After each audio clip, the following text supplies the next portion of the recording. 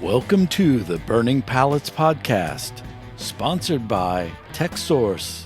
Here's your host, Ryan Boland. Hey, what's going on, guys? Ryan here with the next episode podcast at Burning Pallets. We got Mike, as usual, in the right seat of the chair, left that you're watching. And then a guest today, not a guest, he's been with us before. You guys heard of him, Scott Thompson, our Georgia salesman, one of the Georgia salesmen. We just finished up some second quarter sales meetings, and how's things going in Georgia? They're a little slow right now, but I mean, it seems like they are picking back up. It seems like more people are calling in for more stuff and more quotes and all that. I think last time we talked, we asked the same question, and it was still a little industry's still a little slow. Yeah. But in the whole, as we're seeing, it's picking up. Yeah. It's starting to get bigger, and like you said, a lot more quotes. Yeah. Tons of equipment quotes out there. So I'm not sure what the. Yeah, I think people maybe are kind of feeling a little bit more comfortable and realizing they need the equipment. They've been postponing for a little bit, wondering what the economy is going to do, but they're just they're running out of. Who knows what that's going to happen? Yeah, exactly. With the economy. And everyone needs a T-shirt at the end of the day, so I don't know. I think we'll still be fine. Yeah, it seems legit. But I think on equipment purchases too, people always have that apprehension where they just need somebody to push them over the edge.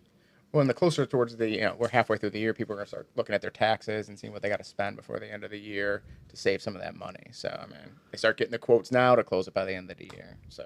Yeah, so they can get that big tax break or deduct the whole thing right at the end. Well, especially last year. I mean, I think it was 6 months to get a piece of equipment. Nowadays, we're back down to, I think, 4-week turnaround time most companies are.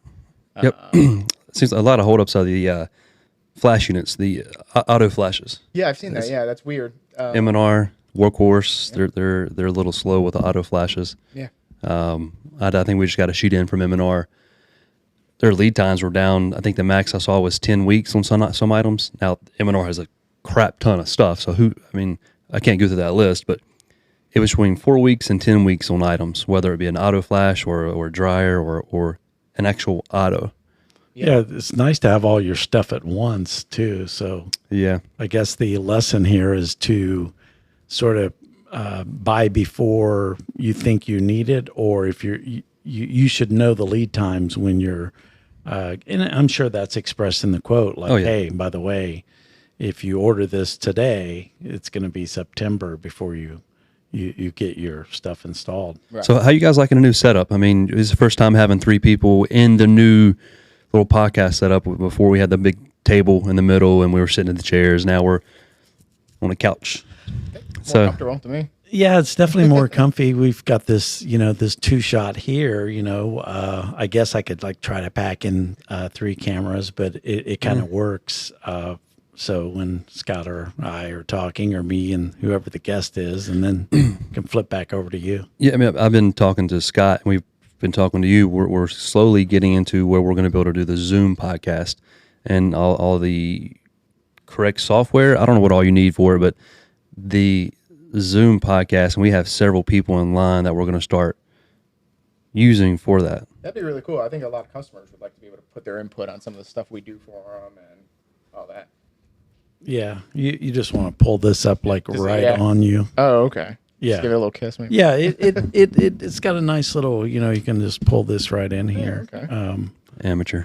Yeah, it's getting used to the new mics, but no, I definitely think this has got a nice setup here. Yeah.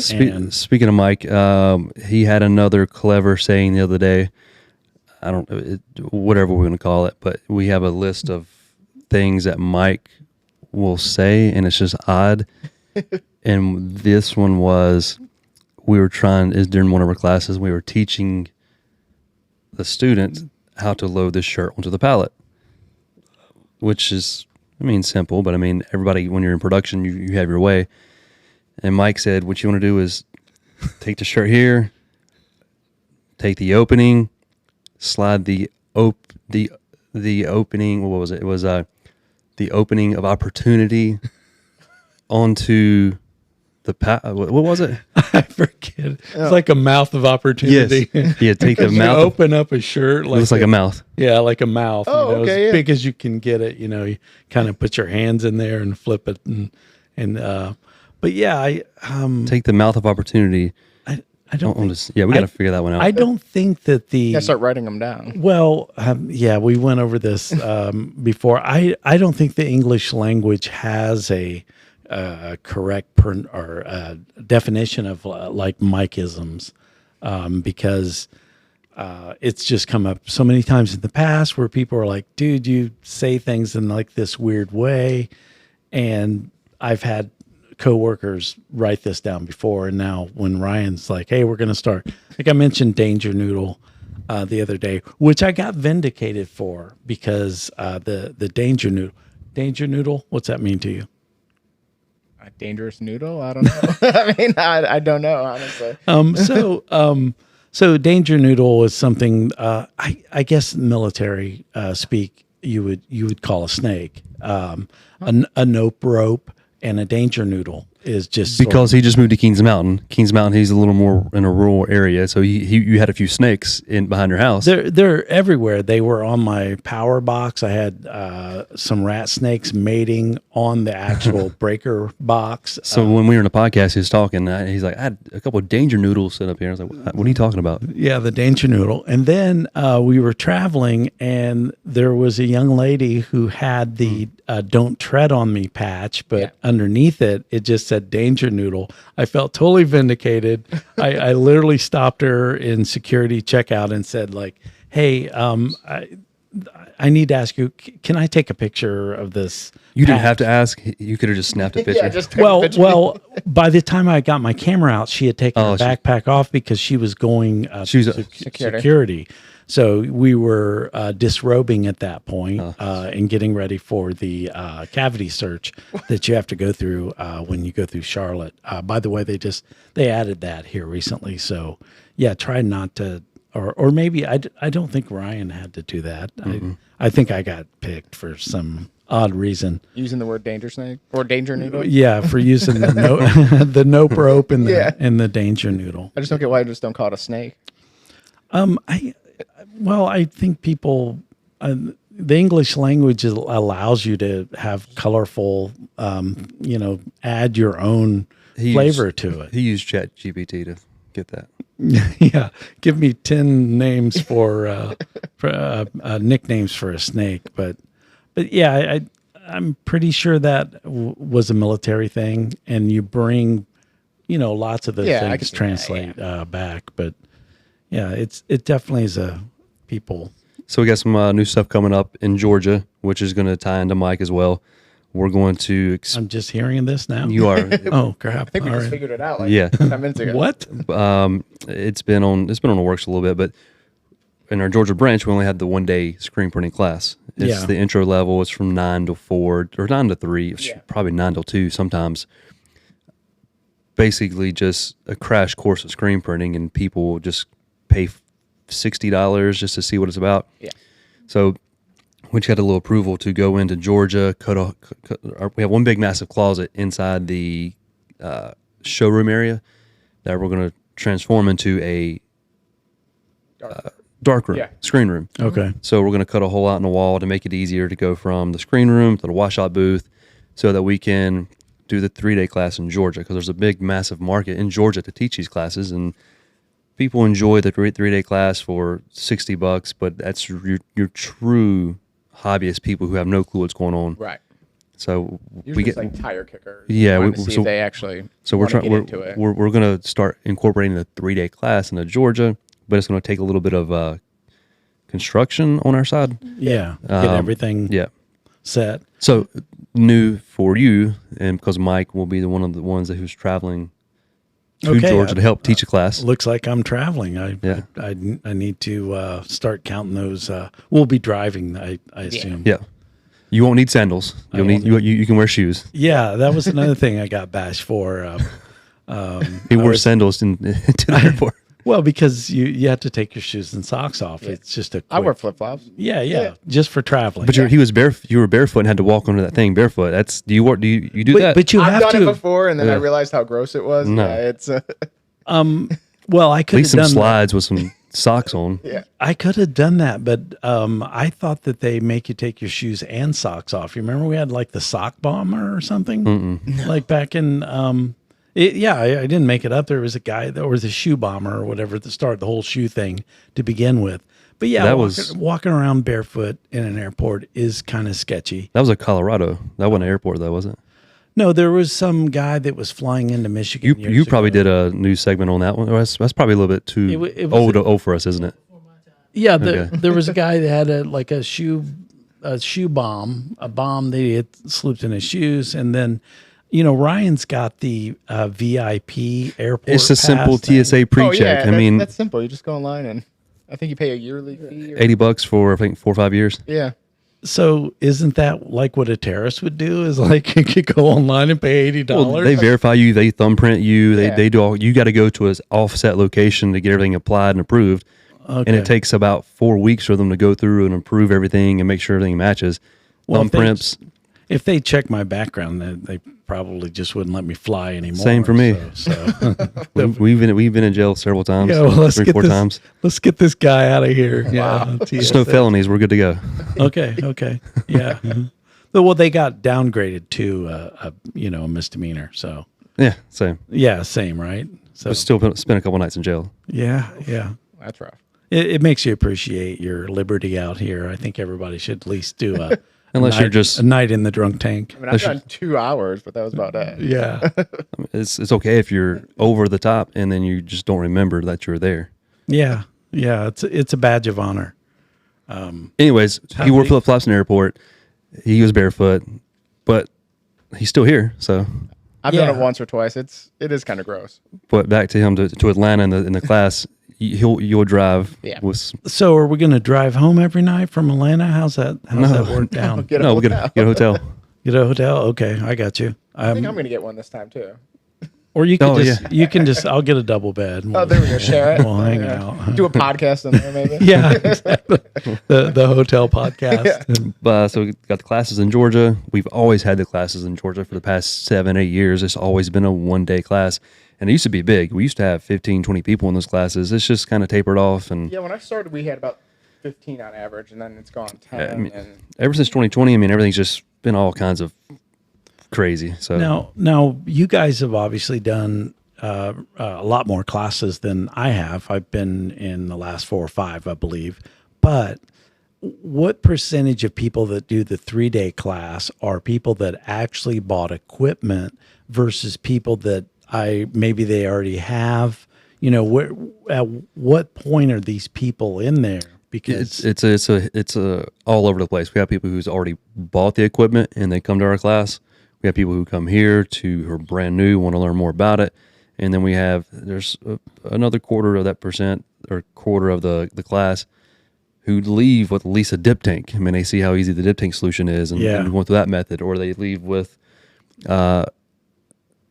obviously supplies, but then they get information from us on more equipment.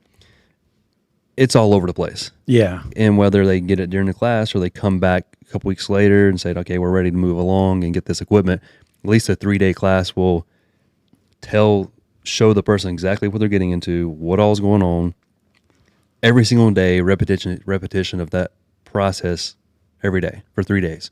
yeah. Plus some artwork. They get some artwork into it, which is always helpful. yeah, and then some. So some people just run. They're like, "Oh hell with this," Yeah. I mean, they're blasting out screens and whatnot. But I do think that this go around. We're about to start classes tomorrow. Which and we got. I know this podcast you can watch at any time, but we do them like every other month or something. But I do think it is a good opportunity for us to showcase, stuff like now we've got that the Fist 4 squeegee, and just products that you have Yeah. that Eco panel frames. yeah, the eco panel frames. So we have that down there. So I think it really is a good opportunity for people not only to see how all this works, but to see some of these extra products. We brought in that Fist Force, and we've been selling them. Yeah. Do you have them down there? No. We actually Georgia? don't yet. Yeah, we got an order for one. I had to send it back through here, but Yeah, and I think we have an option where you can actually get the blade too, because the kit itself Yeah. comes without a blade. Then you're like you get it. It's like buying a printer and you don't get a cord. You're all tore up about it. So Even though you have 50 in your closet somewhere. yeah, exactly. I was using one as a part of my fishing thing, to hold the old fish basket. I used to have so many USB cables that I literally had that, so that give me a little extra room down there. But that's a good example of something that we whip out in the class and let people try it, and even people that have been screen printing. So I'm trying to look for those type of products to show people something a little different every time. Or yeah, something because new. when the class is going, and like if I'm the guy in the background, then I'm off huddled talking to people, because there's questions, and you're watching someone do their screen and you're waiting, so it kind of gives a little more opportunity to talk and answer questions. But you'll have to pivot from that little part of the class, because when you go to Georgia, it might be easier in Georgia because you have Scott and Jeff, but like we teach here now, me and Robin teach this class, so me and Robin will be kind of the ones teaching, doing stuff, and Mike's in the background, and all the people who are have tons of questions, Mike's over here answering all the questions while me and Robin are teaching individual portions. Oh, okay. Some of these classes coming up, you have to pivot from that and actually be the front and center of the teaching portion of it. Yeah. Like in Georgia and in Baltimore. Those are going to be some long ass classes. Man. Yeah. So here I'm able to keep him on task on a schedule. Oh, man. Because I got a strict schedule in this class. Yeah. Because we move from one thing to the next, and we have a lot of stuff to cover each day. With Mike, sometimes he'll Keep going. stray straight to the side, and it'll get off topic. Not get off topic, but it'll just go down a rabbit hole of screen printing knowledge. Yeah. I could talk about this forever, pretty much. So, I mean, that could be a good thing, though, because a lot of our one day class, I think, we don't talk enough about little stuff like that because people don't know the questions really ask, or we don't. And it's not that they just want to get them in, and get them out as fast as possible. That could be it too. He shovels it through. I got to clean up all the screens afterwards. Or. So what's going to be who's going to be running these classes down in Georgia? Since I'm just learning about this, You're going to have to learn how to kind of control some of the classes. I mean, hopefully over the next couple months, we're not going to implement those classes. It'll be 4 months before we implement a class in Georgia. Same thing with Baltimore, because we have to get electricians up there. So hopefully the next few months here, you'll watch this class and just kind of have it dialed in. I think I should probably come down maybe to one of the classes you guys do. Oh yeah, well you're here, you might as well stay. Oh yeah, I don't know about all that. Call the wife. You ain't going to be home tonight. You ain't going to be home for the rest of the week. Yeah. And you can sleep right here on this couch. There's a shower in there. I mean, it's a pretty good setup. Actually, I mean, I always thought this was a bachelor pad up here. It kind of has that vibe. You got a fridge down there. You got a coffee pot. Yeah. McDonald's down the road. And a big screen TV that's like 30 foot across. 30 by 30. Yeah, that's movie time up here. Now, have you guys done a specialty class here yet? Or you guys We have not. We transitioned our specialty class from a 1 day to a 2 day because we had more stuff to cover, but it hasn't been marketed properly. And okay, but you guys are trying to do that with teaching like the water base and yeah, kind of okay. Yeah, and two, I mean, if people are stuck in plastisol and want to learn about the specialty, it's a good opportunity. We might have to turn back to the 1 day on the specialty. I think that's what's going to have to happen. One long ass day. It's going to have to happen because we would fill that class up, but then once we transition to a 2 day, because hotels, there's more stuff to cover. So I think we need to move back to a 1 day, cover all your specialty, water base, discharge, silicone. Yeah, it's doable. It's just yeah, it's hard. Yeah, we've got 3 machines going on here, so we could probably get it all set up and just Do a rotation. you hammer right through it. That's the class I would love because that's what I did for 10 years at Adidas was try every ink in the book and like figure out Make it work. yeah, specialty inks or set you apart a little bit if you can pull them off and use them in the correct way, I think. Yeah, because a lot of people, they know how to print, but when you give them something different, they don't know how and then just walk away from it. Yeah. It's like, I'm done. I can't figure it out. Yeah, I think our most watched podcast was the one we did called Don't Fear Discharge. It was one of our early ones back when we were first starting this. And I'm just amazed at how many people still reach out to me and they're still afraid or apprehensive about doing it. So definitely a opportunity there for us to teach people more things about that. But you side-skirted my question. Who are the actual, I mean, is it just me coming down from North Carolina? Are you going to For Georgia? Yeah, for Georgia. More than likely I'll go. I mean, I won't be fully involved with the class, but I mean, more than likely I'll go to Georgia and go to Baltimore, help teaching classes. And but you'll be the guy with the laser pointer doing the lecture part, right? Probably not. I mean, depending on what goes on here, what goes on in Baltimore and the other locations. I mean, Scott and Jeff, they know the PowerPoint. It's pretty. That's what I teach pretty. It's the same PowerPoint, except it's a little bit different. But so Scott can teach that part. And it's just we have it structured here. You got 1 hour to teach this part of the PowerPoint, then you switch over to screens. You switch to this. So eventually, you'll have to learn some of that part of the teaching. Yeah, I got you. Rather than just all hands on, have to get some of the PowerPoint, which some people might not really care about PowerPoint, but it gives them literature to go back home with, and it gives time for the screens to dry to move to the next subject, that sort of thing. So it's designed by reason. Yeah, I can do it. I can do it. Yeah, I just wanted to know when I would be hurled into this, and so this will be good. I mean, what we used to do with all the salesmen who wasn't really. Harvey was one. We just threw him into the class. Like you said, we told him 2 weeks before, you're teaching this class this time. And we threw him right in. I mean, he failed. So he failed. And Dwayne had to bail him out a couple times, but this is what happens. Yeah, I will not fail. I get to work with Ryan, I think, on 2 or 3 before I had to do my own. Yeah. Even more. So, but it was. And that's when I moved back to North Carolina, and then you were just kind of on your own. But then the classes he did teach it wasn't many people in the class, so it was a lot easier. It was very easy, yeah. I think the most I had once was 10, and that was just because I think we combined 2 classes or something like that. But they were the short. They're the short, yeah. Yeah, the 1 day class. The 1 day we just give a lot of information, and then we do a little hands-on.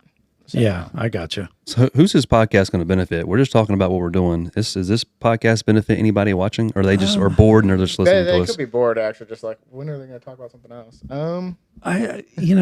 That's why I'm confused about podcasts. I mean, it's got to be informational, but I'm just not that type of person. Well, the podcasts are popular, and I've watched some on screen printing, and sometimes you're hearing very little about screen printing, and you're just hearing about their life going on, and then sometimes you get like a sprinkle of something in there. But it's to pass the time. Like if somebody is listening to this right now, and they're in their shop and they're cranking on the setting up and cranking on the knobs, and they're just listening to this.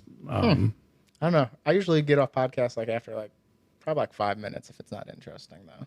Just so we need do you listen to much podcasts? No.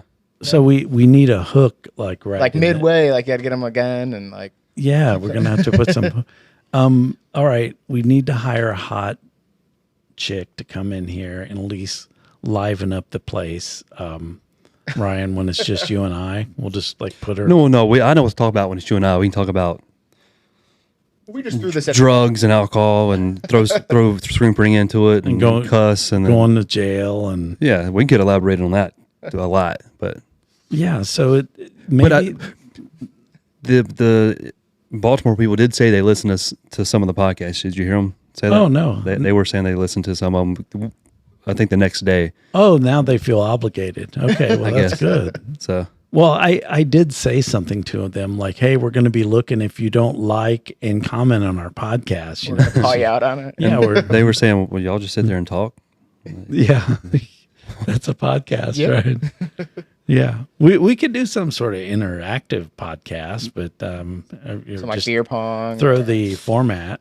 You know, like sometimes on my personal podcast, I'll throw a picture up, you know, in the background, but it's just me. It's hard to carry a podcast like by yourself.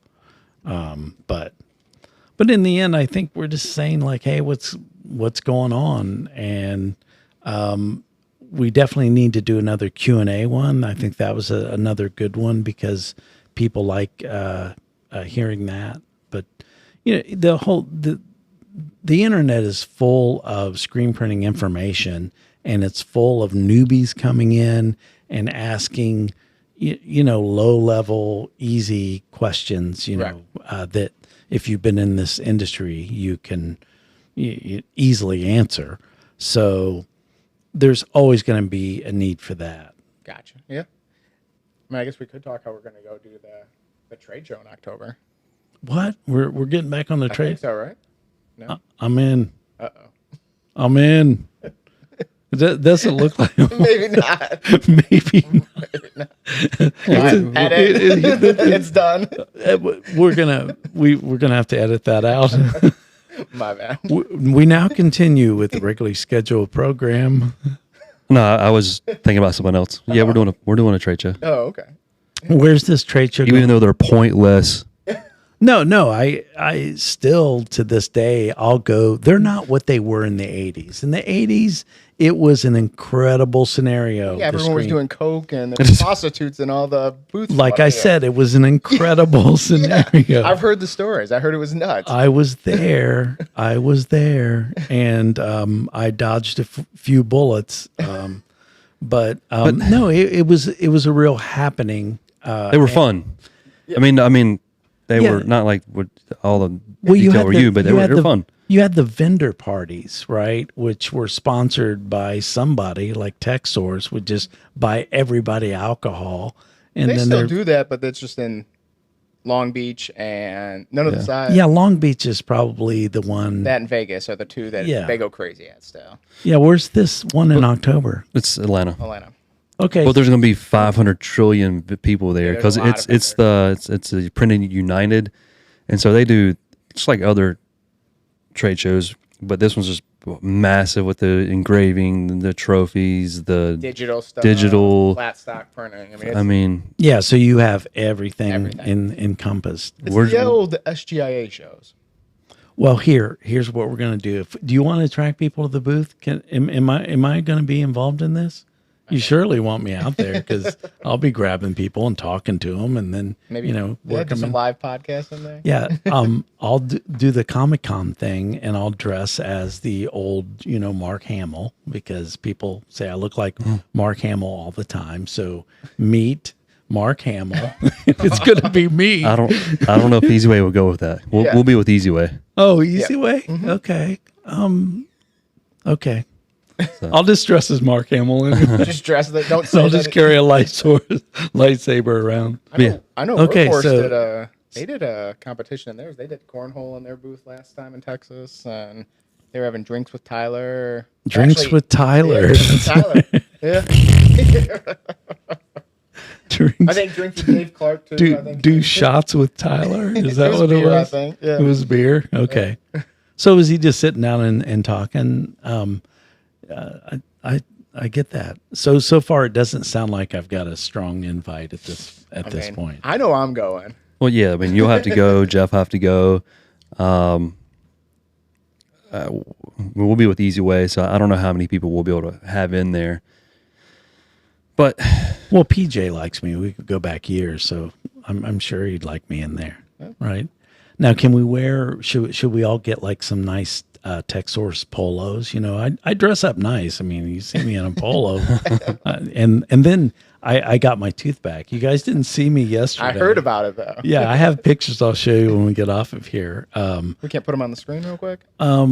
That could be one you flash up there. Okay, I'll flash it up. Okay, there it is.